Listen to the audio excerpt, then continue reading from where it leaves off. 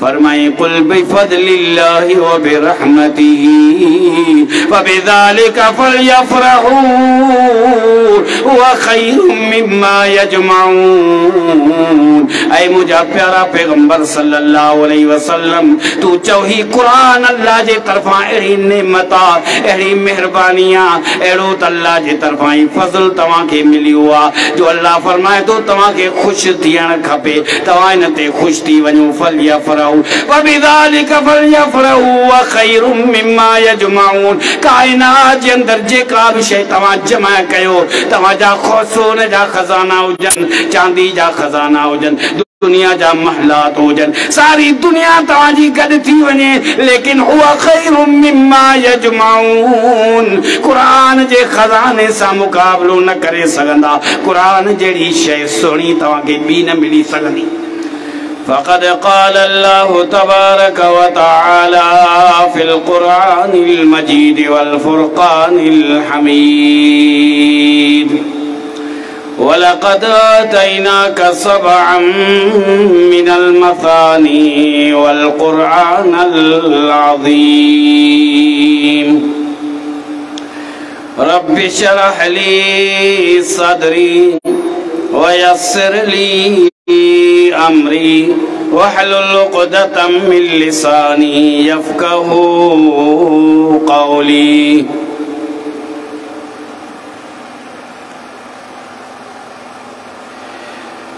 तमाम तारीफों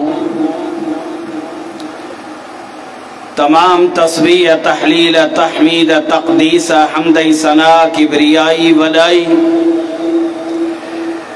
अल्लाह रब्बुल इज़्ज़त के जुगाए जेको कुल कायनात जो खालिक ऐं मालिक पालनहार परवरदिगार वहदहू ला शरीका है। दुरूद ऐं सलाम ला तादाद सलातों रहमतों खुसूसन इमाम कायनात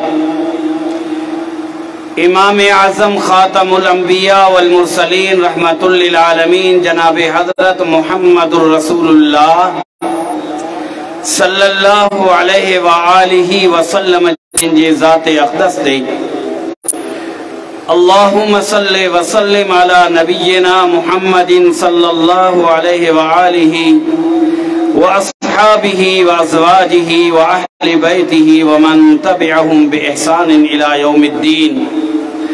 बिरादरान इस्लाम कुरान करीम मां सूरतुल हिज्र जी एक आयत मु तिलावत कई है। अल्हम्दुलिल्लाह ये अज जो प्रोग्राम ये अज जी कॉन्फ्रेंस मदरसा उमर बिन खत्ताब रज़ी अल्लाह तआला अन्हु जैमें अल्हम्दुलिल्लाह तालिबुल इल्म जिन कुरान करीम हिफ़्ज़ कयो आहे ऐं कुरान करीम नाज़रा पढ़ी मुकम्मल कयो आहे उन हवाले से अल्हम्दुलिल्लाह ही प्रोग्राम रखियल आहे। ही अल्लाह जे पाक किताब कुरान करीम जी अज़मत ऐं एक फज़ीलत जी निशानी आ। मुखालिफीन केतरे कदर कोशिश कन था इस्लाम जी मुखालिफत कंदे सब का वधीक कुरान करीम जी मुखालिफत में पूरी दुनिया में इस्लाम जा मुखालिफ कोशिश कन पया लेकिन ही प्यारे पैगंबर सल्लल्लाहु अलैहि वसल्लम जिनके एक दिनल मोजज़ो क़यामत ताईं जारी रहंदो ला तादाद रोजाना मदारिस मां जिनजो को तादाद ही ना है इतरा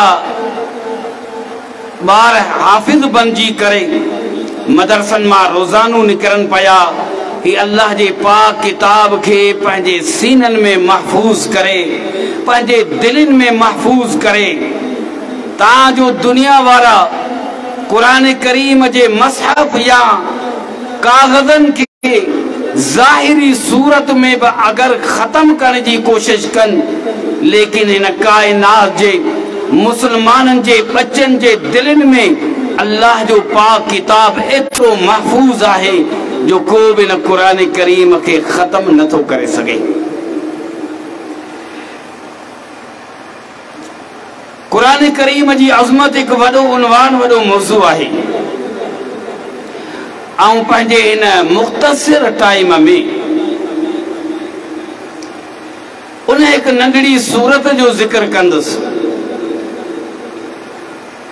जंहिंजूं आयतूं त 7 आहिनि, लेकिन फज़ीलत जे हवाले सां, अज़मत जे हवाले सां कुरान करीम पूरो अज़मत वारो किताब, अल्लाह जो फज़ीलत वारो किताब आहे। लेकिन इन सूरत जी फज़ीलत वारी कुरान करीम जे ॿियनि सूरतुनि जे मुताबिक़ ईअं आहे जिया पूरी कायनात में अल्लाह जा पैगंबर, अल्लाह जा नबी, अंबिया किराम उन जी फज़ीलत आहे आदम जे औलाद में, पर जे पूरी कायनात जे इंसानियत में अगर फज़ीलत सब खां वधीक ॾिठी वञे त मुहम्मदुर रसूलुल्लाह सल्लल्लाहु अलैहि वसल्लम जिन पूरी इंसानियत, पूरे इंसानन जा, आदम जे औलाद जा सरदार आहिनि। इं ही सूरत भी कुरान करीम में पूरे कुरान जी सरदार आहे। ज़ाहिरी सूरत नंढड़ी आ, तिलावत में आसान आ। नंढड़ो ॿार अञा मदरसे में दाखिल थे, मस्जिद में अचे, सब खां पहिरीं इहा सूरत यादि कंदो आ। उम्र जे लिहाज़ सां पीरासना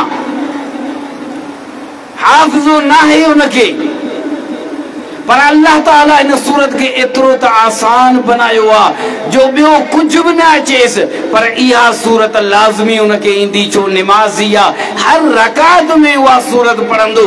जेसि ताईं इहा सूरत न पढ़ंदो तेसि ताईं उनजी रकात ई क़बूल कान्हे का। हा, जेकॾहिं को अहिड़ो आहे जंहिंखे बिल्कुलु यादि नाहे, उनके निमाज़ पढ़णी आहे, अल्लाह साईं क़बूल करे, हू मजबूर आहे। छो त सहाबा किराम में भी अहिड़ा शख्स हा जिन अल्लाह जे रसूल सल्लल्लाहु अलैहि वसल्लम जिन के अर्ज़ कयो, या रसूल अल्लाह, असां का कुरान करीम जी का आयत यादि नथी थे, असां छा कयूं? पोइ पाण करीम सल्लल्लाहु अलैहि वसल्लम जिन उन्हनि के सुभान अल्लाह जो विर्द ॿुधायो, ला इलाहा इल्लल्लाह जो विर्द ॿुधायो। पर ॼाणी वाणी जेकॾहिं कंहिं सूरतुल फातिहा के यादि न कयो ऐं हू यादि बि करे सघे थो, पढ़ी भी सघे थो, पोइ इन हवाले सां उनजी निमाज़ नाहे। छो त ही उहा सूरत आहे जंहिं हिन हिक सूरत जी फज़ीलत या अज़मत के ज़िक्र कजे त असांखे पूरे कुरान जी अज़मत जी ख़बर पइजी वेंदी त अल्लाह जो उही पाक किताब केतिरो अज़मत वारो, केतिरो फज़ीलत वारो किताब आहे। हिन सूरत जा मुख़्तलिफ़ नाला आहिनि। ही कहिड़ी सूरत आहे? सूरतुल फातिहा, जंहिंखे असां सूरत अल हम्द बि चऊं था, ऐं हिन जो नालो बि आहे सूरतुल हम्द। सूरतुल फातिहा, सूरतुल हम्द, सिर्फ ये ॿ नाला नाहिनि। इमाम सुयूती रहमहुल्लाह तक़रीबन इन जा 25 नाला ज़िक्र कया आहिनि, ऐं हर हिन जो नालो सूरत जो हर हिकु नालो अल्लाह ताला उन जे मुताबिक़ बाने के उहे फ़ाइदा ॾिना आहिनि। जहिड़ो नालो तव्हां हिन सूरत जो ॿुधंदव, अगर एक मोमिन आहे, अल्लाह में उनजो यकीन आहे, यानी मुसलमान आहे, पोइ जो सूरत जो जीअं नालो ॿुधंदो उन अंदाज़ जे मुताबिक़ इन सूरत सां मोहब्बत कंदो ऐं अहिड़ी नियत सां पढ़ंदो त यकीनन अल्लाह ताला उनखे फ़ाइदो थो ॾे। छो त अल्लाह जे रसूल सल्लल्लाहु अलैहि वसल्लम जिन इन जा इहे नाला ज़िक्र फरमाया ऐं उन जो तासीर बि ज़िक्र फरमायो आहे। पहिरियों नालो इन जो आहे सूरतुल फातिहा। फातिहा जी माना है कंहिं शइ जी इब्तिदा करण, आगाज करण, शुरुआत करण। त इन क़ुरान करीम 30 सीपारनि वारे इन क़ुरान करीम जो आगाज, इन जी शुरुआत तरतीब जे लिहाज सां सूरतुल फातिहा सां आहे। निमाज़ दा असां पढ़ूं त सभ खां पहिरीं क़िराअत में आगाज सूरतुल फातिहा जो थींदो आहे। उन खां बाद में क़याम जी हालत में सूरतुल फातिहा खां पोइ का सूरत मिलाई वेंदी आहे। न त सभ खां पहिरीं उन जो आगाज फातिहा जो मतिलबु इहो आहे, इन जी माना इहा आहे। ही सूरतुल फातिहा जंहिंजी ॿी माना सबअल मसानी, क़ुरानुल अज़ीम। ये इन सूरतुल फातिहा जा नाला आहिनि 7 आयतूं। सूरतुल हिज्र में अल्लाह रब्बुल आलमीन फरमाए थो वलक़द आतैनाका सबअम मिनल मसानी वल क़ुरआनल अज़ीम। ऐ प्यारा पैगंबर सल्लल्लाहु अलैहि वसल्लम, तहकीक असां तो ते नाज़िल कयूं आहिनि 7 आयतूं। तहकीक असां तो के 7 आयतूं जेके बार बार दोहराइण वारियूं आयतूं आहिनि, बार बार तिलावत करण वारियूं आयतूं। 7 आयतूं असां तो के ॾिनियूं आहिनि जेको वॾे में वॾो क़ुरान आहे। सबअल मसानी वल क़ुरआनल अज़ीम। 7 आयतूं बार बार दोहराइण वारियूं। ये अल्लाह जे रसूल सल्लल्लाहु अलैहि वसल्लम जिनके ॾिनल हिकु मौजज़ो आहे। न त दुनिया जे अंदरि को बि कंहिंजो कलाम हुजे, कंहिंजी शाइरी हुजे, हिकु दफ़ो ॿुधण खां बाद में, 2 दफ़ा उनखे दोहराइण खां बाद में, 3 दफ़ा उनखे दोहराइण खां बाद में इंसान ॿुधी थकिजी पवंदो। उनखे उहा ॻाल्हि ख़तम यानी दिलि सां न लॻंदी त बार बार हिकु ॻाल्हि खे ॿुधी रहियो आहियां, हिकु शाइरी खे ॿुधी रहियो आहियां, हिकु कलाम खे ॿुधी रहियो आहियां। हाणे उहा शाइरी न वणंदी। लेकिन अल्लाह रब्बुल आलमीन जे क़ुरान करीम जो ई तासीर आहे। फरमाई वलक़द आतैनाका सबअम मिनल मसानी। ही 7 आयतूं त जंहिंखे बार बार दोहरायूं वञनि था। निमाज़ी 4 रकातूं पढ़े, हर रकात में बार बार पढ़े, 6 रकातूं पढ़े, 8 रकातूं पढ़े, तहज्जुद जी निमाज़ पढ़े, फराइज़ और नवाफिल अदा करे, का बि निमाज़ पढ़े, हिकु आयत में इमाम हुजे, मुक्तदी हुजे, सूरतुल फातिहा पढ़ंदो रहे थकजे नथो, उनजी सुकूनियत खां गाफिल नथो थिए। अल्लाह ताला फरमाए थो ही मुंहिंजे क़ुरान जो मौजज़ो आहे जो हिकिड़ी आयत खे बार बार पढ़ियो वञे, पर पोइ जीअं बि पढ़ंदो थो वञे तीअं सुकूनियत नाज़िल थींदी थी। जीअं पढ़े थो तीअं सुकूनियत पई मिले।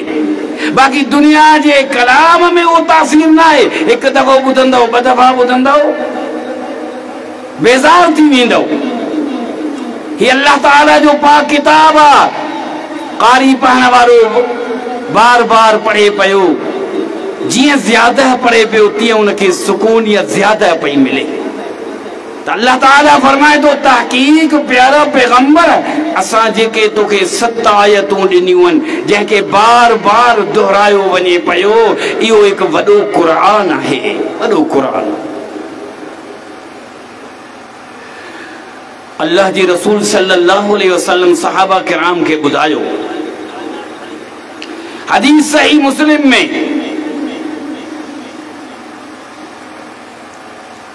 मुख्तलिफ रिवायतों, सही बुखारी, मुस्नद अहमद, पाने करीम सल्लल्लाहु अलैहि वसल्लम जिन हजरत अबू सईद मुअल्ला रज़ी अल्लाह ताला अन्हु, सईद बिन मुअल्ला रज़ी अल्लाह ताला अन्हु के अल्लाह जे रसूल सॾ कयो मस्जिद में, ऐं वो सहाबी निमाज जी हालत में हो। अल्लाह जे रसूल सल्लल्लाहु अलैहि वसल्लम सॼो उनखे हू निमाज़ पियो पढ़े, इन करे को जवाब न पियो ॾे। हिकिड़ी रिवायत में हज़रत उबैय बिन काब, ॿी रिवायत में हज़रत सईद बिन मुअल्ला रज़ी अल्लाहु अन्हु।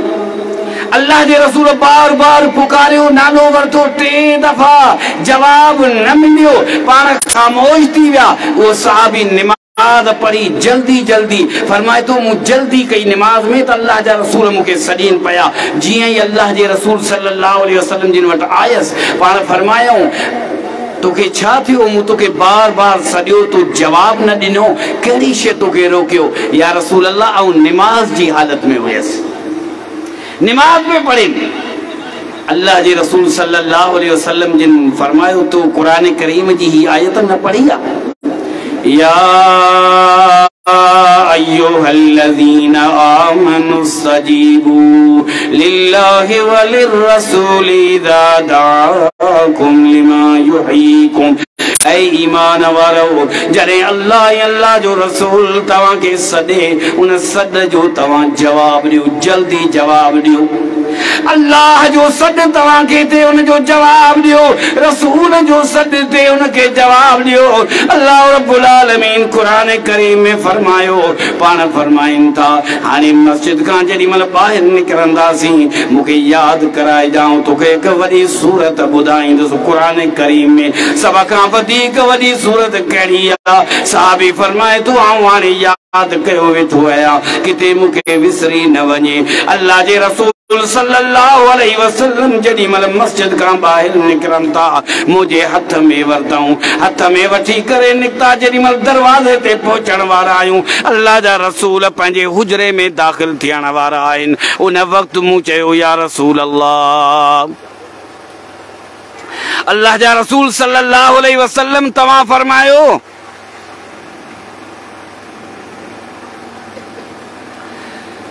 तव्हां फरमायो ताऊं तोखे वॾी सूरत ॿुधाईंदो, उहा कहिड़ी आहे?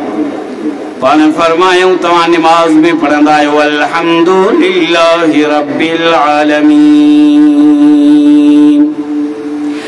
पाण फरमायूं, या सूरतुल हम्दा, इहा ई सूरत अल्लाह ताला फरमाए थो, वलक़द आतैनाका सबअम मिनल मसानी वल कुरानल अज़ीम। अल्लाह रब्बुल आलमीन फरमाए थो, सबअ मसानी कुरानुल अज़ीम इहो ई आहे जेको अल्लाह ताला मूंखे सूरतुल फातिहा ॾिनी आहे, सूरतुल हम्द अता कई आहे। ही वॾे में वॾो क़ुरान आहे। हिन सूरत जो नालो सूरत उम्मुल किताब आहे, उम्मुल कुरान आहे, कुरानुल करीम, कुरान अज़ीम। बिन सूरत जा मुख़्तलिफ़ नाला अल्लाह रब्बुल आलमीन ज़िक्र कया। अल्लाह जे रसूल सल्लल्लाहु अलैहि वसल्लम जिन सूरत के सूरत नूर भी सॾियो आहे, सूरत नूर।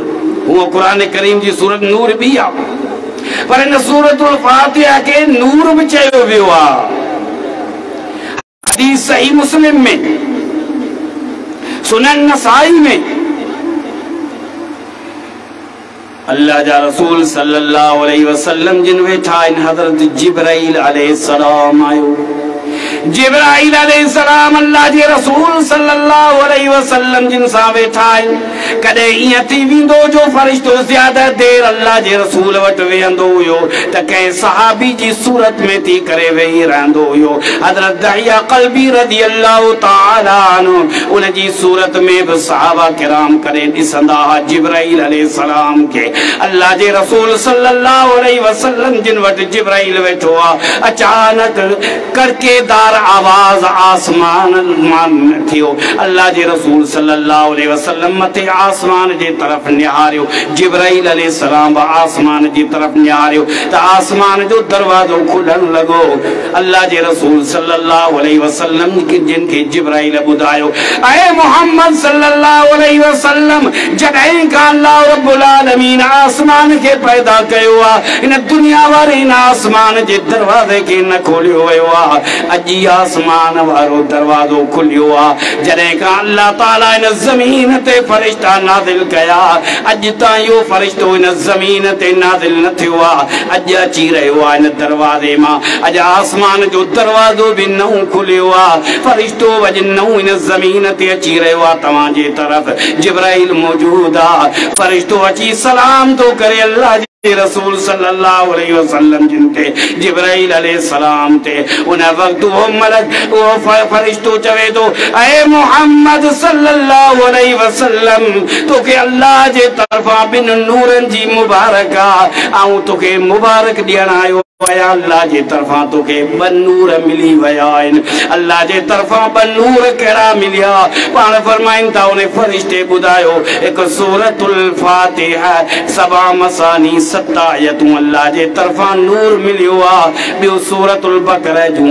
आख़िरी आयतूं अल्लाह जे तरफा नूर मिलियो आहे आख़िरी अल्फाज़ सही मुस्लिम में ये आहिनि अल्लाह जे रसूल सल्लल्लाहु अलैहि वसल्लम जिन फरमायो तव्हां इन्हनि सूरतुनि खे पढ़ी करे इन आयतुन के पढ़ी करे जेको तवा पंजे रब खां सवाल कंदो अल्लाह करीम तवाजे सवालन के कबूल फरमाइंदो ही उहे तवा के नूर मिलिया आहिनि जंहिंमें सूरतुल फातिहा के सूरत नूर भी चयो वियो यानी एक रोशनाई उनका सवाइ मुख्तलिफ नाला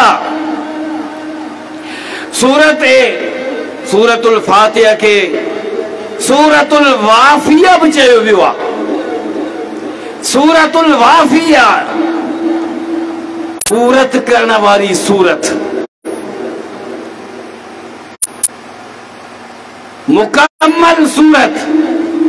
मुकम्मल सूरत जो मतलब छा है मुफस्सिरीन लिखन था सूरतुल फातिहा सूरतुल वाफिया इन करे इन जो नालो आ जो पूरे कुरान करीम में तवां तिलावत कयो तिलावत कंदे कंदे कदे त 2 आयतूं पढ़ंदो कदे 3 आयतूं पढ़ंदो कदे एक रुकू पढ़ंदो मुख्तलिफ सूरतुन मां तवां उनके उते छड़े दींदो लेकिन ई वाहिद सूरत कुरान करीम में आ जेका अधूरी न पढ़बी आ ही वाहिद कुरान करीम में सूरत फातिहा जंहिंजो नालो वाफिया मुकम्मल ॿियूं सूरतूं तव्हां पढ़ंदो थकिजी पवंदो न निमाज़ पढ़ंदो रुकू कंदो ठीकु आहे 2 आयतूं पढ़ी 3 आयतूं पढ़ी हिकिड़ो रुकू पढ़ी 2 रुकू पढ़ी पर सूरतुल फातिहा मुकम्मल आहे वाफिया आहे यानी इनके कॾहिं बि तूं अधूरो पढ़ंदे त तुंहिंजी निमाज़ ई अधूरी आहे अध में छड़े ॾींदेसि ईअं ॿियनि सूरतुनि वांगुरु न हिन सूरत खे मुकम्मल कंदे जंहिंजो मतिलबु ई आहे वाफिया यानी मुकम्मल सूरत आहे ऐं ॿियो हिन जो अंदाज़ अहिड़ो आहे हिन सूरत में अल्लाह रब्बुल आलमीन पहिरीं पंहिंजी पूरी कुदरत पंहिंजी पूरी बादशाही अल्लाह ताला हिन में समाए छॾी आहे हिकु मजमूओ आहे ही पूरो क़ुरान जो पूरे क़ुरान जो ही मजमूओ आहे अल्लामा सैयद बदियुद्दीन शाह रहमहुल्लाह पंहिंजे तफ़सीर जे अंदर बदियु तफ़ासीर में एक तमाम सोहणो नक्शो इन जो बयान कयो आहे सूरतुल फातिहा जो जंहिं नक्शे के बदियु तफ़ासीर मां मुफस्सिर कुरान अल्लामा अब्दुल सलाम भुटवी हफ़िज़हुल्लाह उन्हनि भी पंहिंजे कुरान करीम में शाह साहब जे बदियु तफ़ासीर मां उन नक्श के ज़िक्र कयो आहे त ॾिसो केॾो बहितरीन अंदाज़ में सूरतुल फातिहा के जेको उन जो तफ़सीर ज़िक्र कयो वियो आहे त अल्लाह ताला इन सूरतुल फातिहा जी हिकु हिकु आयत में पूरी पंहिंजी कुदरत ज़िक्र करे छॾी आहे अल्हम्दुलिल्लाह सूरतुल फातिहा जा पहिरियां अल्फाज़ अल्हम्दुलिल्लाह कायनात जी हर मखलूकात अल्लाह जी हमद बयान करने वाली इंसान हुजन, जिन्नात मखलूकात हुजे, हैवानात हुजन, पखी परिंदा जीत हुजन, बेहतर हजर शजर वण टिण जेके भी शयूं आहिनि, अल्लाह जी हमद बयान करने वाली आ। उहे सारे जी सारी मखलूक जेका अल्लाह जी हमद बयान करने वाली आ, उहे अल्हम्दुलिल्लाह जे तहत आहिनि। कायनात जी तखलीक अल्लाह रब्बुल आलमीन पैदा कई, आसमान पैदा कई, जमीन पैदा कई, आसमानी जमीन व माफिया जेका शे उन जे अंदर पैदा कई, वह सारे जी सारी रब्बिल आलमीन जे तहता। हजरत अयूब अलैहिस्सलाम जी बीमारी में शिफा मिलन, हजरत यूनुस अलैहिस्सलाम के मच्छी जे पेट में निजात मिलन, हजरत इब्राहिम अलैहिस्सलाम के बाह में आजादी मिलन, हजरत यूसुफ अलैहिस्सलाम के खूह में बाहर कदन, हजरत ज़करिया अलैहिस्सलाम के पीरा सनी में औलाद दियन, सारे जो सारो अर्रहमानिर रहीम जे तहता है। हजरत दाऊद अलैहिस्सलाम जे किस्से जो इंसाफ अदुल कायनात जो अदालतूं जेके इंसाफ करण वारियूं, अदालतूं अदुल करण वारियूं, सारे जो सारियूं मालिक यौमिद्दीन जे तहत आहिनि।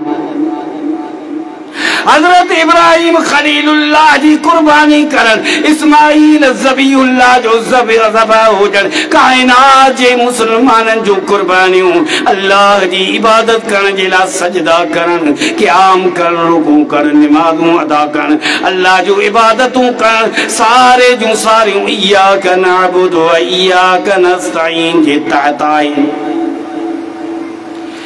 तमाम पैगंबर आदम अलैहिस्सलाम का वठी करे मोहम्मद रसूलुल्लाह सल्लल्लाहु अलैहि वसल्लम ताईं तमाम नबी, तमाम अल्लाह जा नेक बाना सालिहीन, अल्लाह जा वली, जिन भी दुआऊं गुरियूं उन्हनि जूं दुआऊं इहदिना सिरातल मुस्तकीम जे तहत आहिनि।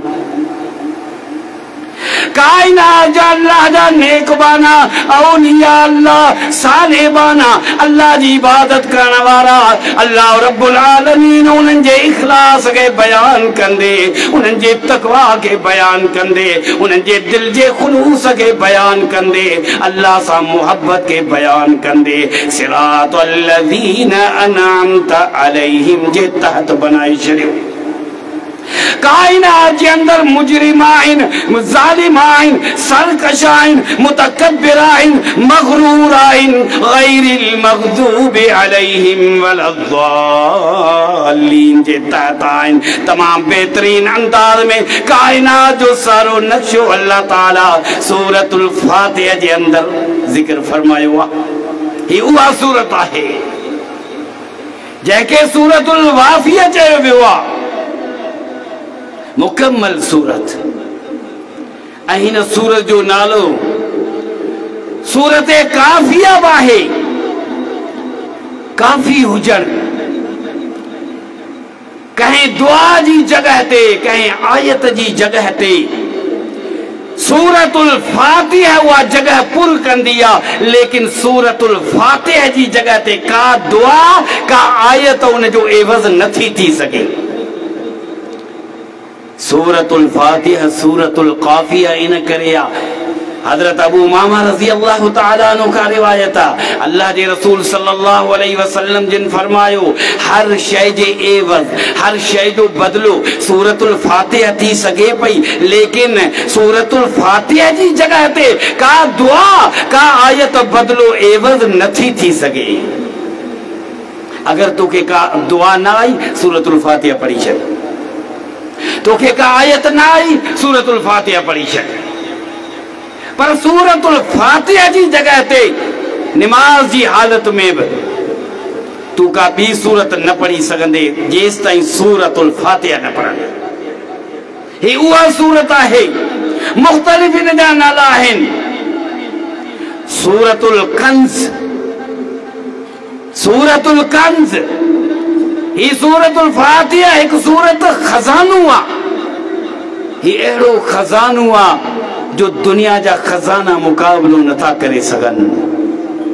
ही उहो खजानो सूरतुल फातिहा, जंहिं सूरतुल फातिहा के याद कयो, जंहिं सूरतुल फातिहा से मोहब्बत कई, जंहिं सूरतुल फातिहा के नमाज में अदा कयो, रकात रकात में इमाम तो पढ़े पियो, मुक्तदिया तो पढ़े पियो, जहरी नमाज तो पढ़े पियो, भले छो न मुक्तदी हुजे, सिरी नमाज तो पढ़े पियो, जंहिं सूरतुल फातिहा से मोहब्बत कई, यकीनन उनके अल्लाह ताला जी तरफा एक वॾो खजानो मिली वियो।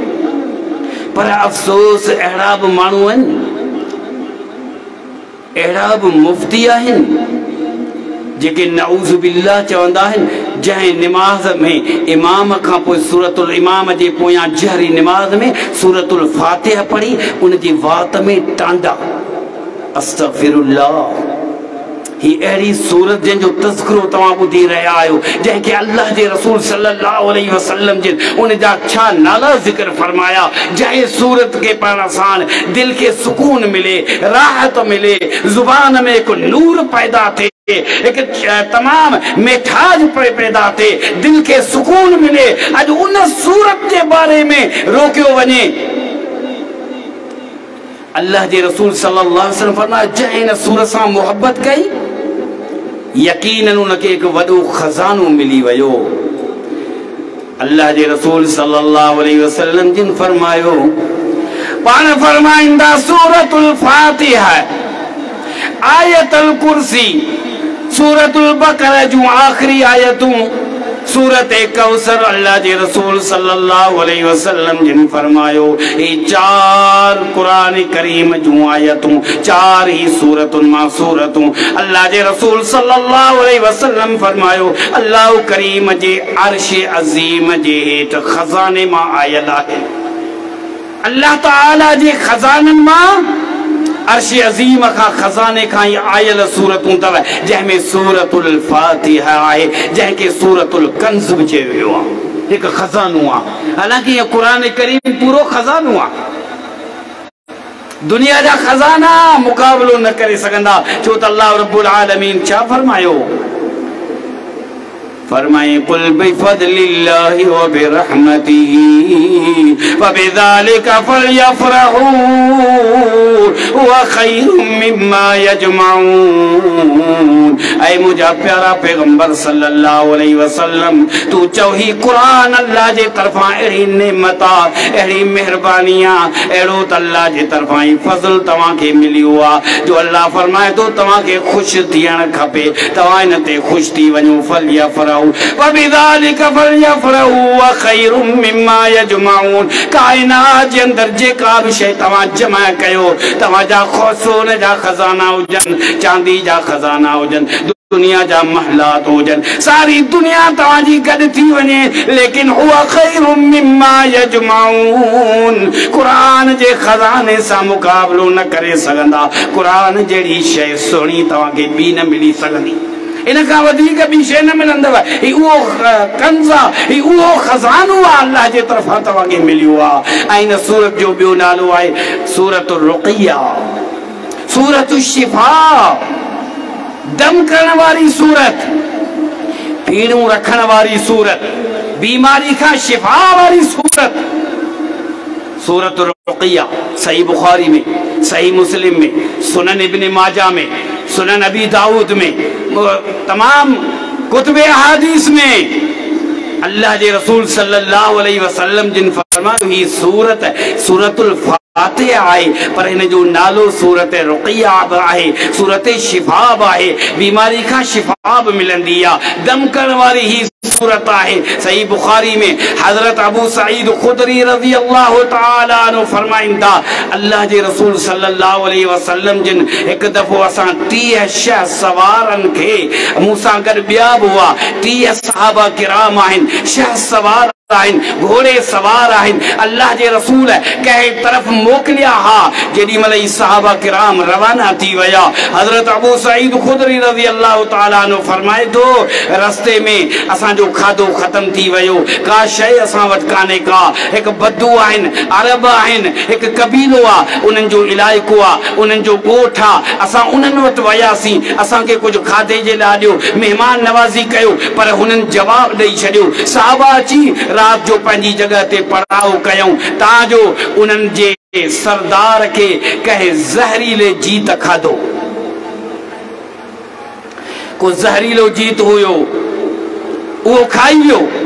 मुख्तलिफ रिवायत में बी रिवायत में त औरत दौड़ंदी आई न सहाबा वट जो असांजे सरदार के को विछू खाई वियो आ पर असां वटि उन जो को बि इलाज कोन्हे को तव्हां वटि को इलाज आहे न जो तव्हां वटि का दवा आहे तव्हां वटि को मंत्र आहे।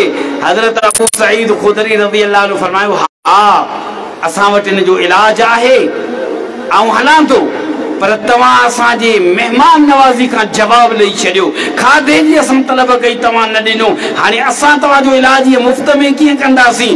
हुननि चयो असां 30 ॿकरियूं था ॾियूं 30 ॿकरियूं खाधो बि ॾियूं था। हज़रत अबू सईद खुदरी रज़ी अल्लाह ताला अन्हु फरमाए थो हिन खां अॻु में मूंखे ख़बर ई कान हुई त दम कीअं कबो आहे फीणू कीअं रखबो आहे पढ़ाई तिलावत कीअं कबी आहे। मूं त बसि अल्लाह ते तवक्कुल कयो अल्लाह ते भरोसो रखी उन जे पाक किताब मां ऐं वयसि हुनखे तमामु तकलीफ़ हुजे सूरतुल फातिहा पढ़ंदे पढ़ंदे सूरतुल फातिहा 7 दफ़ा मूं पढ़ी 7 दफ़ा सूरतुल फातिहा पढ़ी वात में लुआब गॾु थियो ऐं उहो थुतकारी उन जगह ते जिते उनके तकलीफ़ हुई तो उनकी तकलीफ़ दूर थी वही ठीक थी वियो खुश थी विया 30 ॿकरियूं भी ॾिनऊं खाधो ॾिनऊं खीर ॾिनऊं साहबी फरमाए तो खणी आयसि पंहिंजे साथियुनि वटि खुश थी विया चयूं हाणे माल त पोइ विरहाईंदासीं जेसिताईं अल्लाह जे रसूल खां पुछूं बाक़ी खाधो तो खाऊं था मजबूरी आ। खाधे खाइण का बाद में साथी चवंदा हज़रत अबू सईद खुदरी रज़ी अल्लाह ताला अन्हु के ॾियो ख़बर तव्हां को इहो दम कंदा आहियो कि अॻ में त मूं दम न कयो आहे अॻ में मूंखे ख़बर कान्हे का बस सिर्फ़ सूरतुल फातिहा पढ़ी करे मूं दम कयो हू ठीक थी वियो। अल्लाह जे रसूल वटि आया या रसूल अल्लाह ही मामलो थियो आहे खाधो त असां मजबूरन खाधो खीर पीतोसूं पर असां ॿकरियूं तक़सीम न कयूं आहिनि असांजे लाइ हलाल आहिनि या हराम आहिनि। साहबा किराम जो ईमान ॾिसो साहबा किराम जो इस्लाम सां मोहब्बत अल्लाह जे रसूल जी इताअत ॾिसो त जेसि ताईं ख़बर न आहे तेसि ताईं इहो न खणंदासीं माल न खाईंदासीं तक़सीम न कंदासीं ख़बर न आहे हलाल आहे या हराम आहे असां त इहो ॾिसंदा ई कोन आहियूं जेको माल मिले हलाल आहे हराम आहे बसि इहो तवजो ई न हूंदो आहे बसि सिर्फ़ु माल मिले। साहबा चयो न ईअं तक़सीम पोइ कंदासीं जे हराम आहे वापसि कंदासीं जे जाइज़ आहे त असां तक़सीम कंदासीं। अल्लाह जे रसूल सल्लल्लाहु अलैहि वसल्लम जेॾी महिल ॿुधो पाण फरमायूं ऐं अबू सईद तोखे कंहिं चयो त इहा सूरत तूं पढ़ कि अल्लाह जा रसूल मूंखे त ख़बर ई कान्हे बसि मूं ईअं पढ़ी दम कयो पाण फरमायूं तोखे ख़बर आहे हिन जो नालो सूरत रुक़ैया आहे यानी दम वारी सूरत आहे। पाण फरमायूं त ऐं अबू सईद माण्हू गैर शरई तरीक़े सां शिरकीअ नमूने सां बि मंत्र पढ़ी हराम खाईंदा आहिनि तोखे अल्लाह ताला पंहिंजे पाक किताब जे ज़रिए हलाल ॾिनो आहे इन करे मुंहिंजो बि इन में हिसो रखो। अल्लाह जे रसूल फरमायो इन में एतिरो त हलाल आहे जो रसूलनि जो हलाल खाइण ॿियनि खां वधीक हलाल आहे। अल्लाह ताला कुरान करीम में फरमाया या अय्युहर रसूल कुलू मिन अत्तय्यिबात रसूल जे पेट में हराम जो लुक़्मो न हूंदो आहे लेकिन ही दम करण खां बाद में ही जेको कुछ मिलियो हज़रत अबू सईद खुदरी रज़ी अल्लाह ताला अन्हु के अल्लाह जे रसूल फरमायो अल्लाह ताला पंहिंजे पाक किताब जे ज़रिए तोखे ही हलाल ॾिनो आहे इन में मुंहिंजो हिस्सो रखो। उन खां बाद में आख़िरी रिवायत आख़िरी हदीस बयान करे आऊं पंहिंजो बयान ख़त्म थो कयां। सूरत रुक़ैया ही उहा सूरत आहे कुरान करीम सिर्फ़ जिन्नात के भॼाइण जे लाइ जिन्नाती असर जे लाइ न हूंदो आहे त सिर्फ़ तिलावत कयो बसि सिर्फ़ जिन जो असर हुजे जादू जो असर हुजे या नज़रे बद आहे उन खां फ़ाइदो थींदो बाक़ी ॿियो फ़ाइदो न थींदो न कुरान करीम हर बीमारी खां शिफ़ा आहे हर बीमारी खां। ॾिसो त हिनखे ज़हरीली शय खाई वई उन ज़हर के खत्म कर उन जी तकलीफ़ खां बि सूरतुल फातिहा में शिफ़ा मिली। हिकु ॿियो वाक़ियो सुनन नबी दाऊद में किताब तिब में हज़रत खारिजा बिन सल्त रज़ी अल्लाह ताला अन्हु फरमाए तो मुंहिंजो चाचो मुसलमान थियण जे लाइ अल्लाह जे रसूल सल्लल्लाहु अलैहि वसल्लम जिन वटि वियो जेॾी महिल उहो मुसलमान थियो उते रहियो हुन क़ुरान करीम जूं सूरतूं सिखियूं जेॾी महिल वापसि पियो अचे पंहिंजे इलाइक़े ॾांहुं, रस्ते में हिकिड़ी क़ौम आहे जंहिंजो हिकिड़ो माण्हू ज़ंजीरुनि में जकड़ियल आहे, ॿधल आहे। हू चरियो आहे, दिमाग़ी मरीज़ आहे, हुनखे ज़ंजीरुनि में ॿधी छॾियऊं। जेॾी महिल उन्हनि ॾिठो त हीउ माण्हू अचे पियो मदीने खां, मुहम्मद सल्लल्लाहु अलैहि वसल्लम जिन जो शख़्स यानी जेको बहितर माण्हू आहे उन्हनि जे माण्हुनि मां आहे, हिनखे ॾिसी पाण में चवण लॻा हीउ त हिकु ख़ैर यानी बहितर इंसान खां पियो अचे, यानी बहितर माण्हू मां पियो अचे, उते ई खां पियो अचे।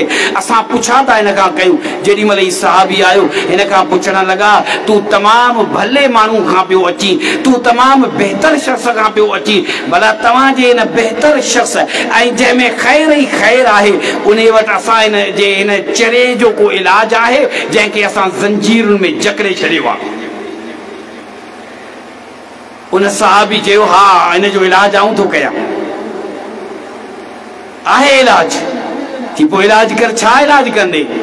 बिस्मिल्लाहिर रहमानिर रहीम, अल्हम्दुलिल्लाहि रब्बिल आलमीन अर्रहमानिर रहीम मालिकि यौमिद्दीन इय्याका नअबुदु व इय्याका नस्तईन इहदिनस सिरातल मुस्तकीम सिरातल लज़ीना अनअमता अलैहिम गैरिल मग़दूबि अलैहिम वलद्दाल्लीन।